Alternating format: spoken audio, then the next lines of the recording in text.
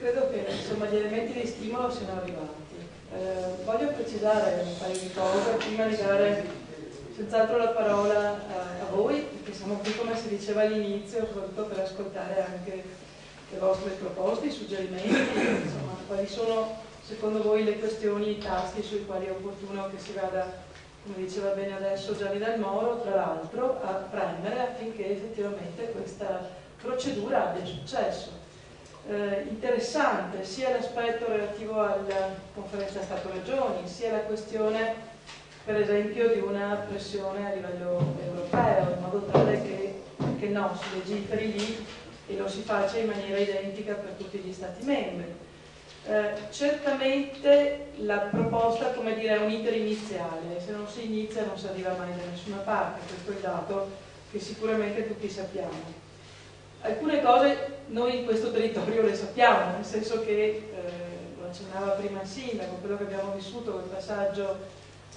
DOC, Prosecco DOC, che era comunque localizzato in un'area ristretta, quindi certamente tutelato, a un'apertura a 9 province è stata, come dire, certamente motivo di preoccupazione per molti, diciamo. Non perché fosse facile giocare facile, vincere facile, ma perché effettivamente quando ci si apre a mercati internazionali con difformità di competizione, perché nel momento in cui tu vai a competere però parti,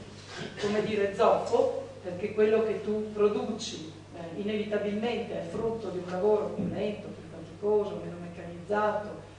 eccetera, eccetera, evidentemente far riconoscere questo come valore aggiunto in mercati internazionali lontani, diceva bene Leon prima, può diventare motivo di forte preoccupazione. Allora, l'elemento anche della questione, diciamo, che abbiamo identificato come un atto anche di formale giustizia, insomma, come quello appunto di procedere a valutare dal punto di vista della misurazione l'effettiva superficie, nulla di più che l'effettiva superficie, pur con tutti gli aspetti che lo stesso senatore Stradiotto ci ha rappresentato, che come Gianni Del Moro, insomma, hanno una lunga competenza e hanno potuto vedere come si muove la politica anche romana, insomma, intesa come Parlamento romano, ma in realtà di provenienza da tutto lo stivale d'Italia. È evidente che atteggiamenti, mentalità e modi di pensare e di operare devono essere questi oggetto di attenta analisi preventiva al fine di evitare che quello che si vuole sia un ragionamento di obiettività produca un danno. Quindi sicuramente, come dire, da questo punto di vista mi pare che gli stimoli che sono arrivati sono già stimoli utili.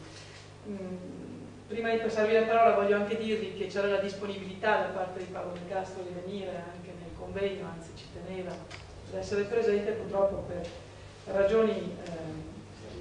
esatto, di tipo istituzionale non poteva essere presente oggi, ma non potevamo ulteriormente rinviare, perché questa cosa che sembra banale, perché se voi leggete il progetto di legge è un articolo, no? Come dice, cosa avete messo? 2 ore? Ma questa cosa è stata micidiale, perché i temi erano tanti, le competenze, la questione catastale, ma la questione catastale è associata alle altre misurazioni, ma come permette eventualmente l'Europa di entrare nel merito delle misurazioni e come la legislazione italiana ci permette di intervenire in quest'ambito, ci hanno portati all'idea non di presentarvi un prodotto finito. Non siamo venuti a presentarvi un prodotto finito, certo, è scritto secondo crismi adeguati, diciamo, dal punto di vista legislativo, però siamo aperti perché ci siamo resi conto che entriamo in un novero che non è affatto semplice e banale, per tutte le componenti che sono state ben qui descritte dai nostri parlamentari Del Moro e Stradiotto. Ecco, per cui vi dico, questa cosa che è nata in estate, che è stata sviluppata grazie al contributo di tutto e non ultimo appunto dell'Associazione Vitivinicoltori che ha anche presentato i dati,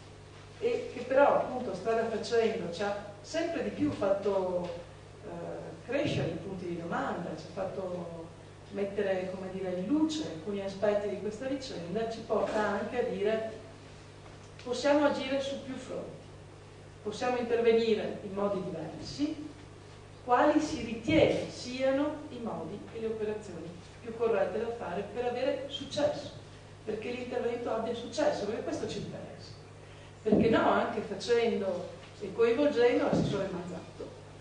con cui peraltro c'è un dialogo, anche se non sempre proficuo, ma un dialogo decisamente importante, e come dire, condividere questa presa di posizione politica al fine proprio di ottenere i benefici delle tante aree collinari. Sono 4 le province che sono interessate, lo vedete anche nel progetto di legge, c'è Treviso, c'è Vicenza, c'è Modena, quindi abbiamo e Padova, ci sono le 4 province interessate al tema, possa vedere effettivamente questo progetto alla luce. Darei senz'altro la parola al pubblico.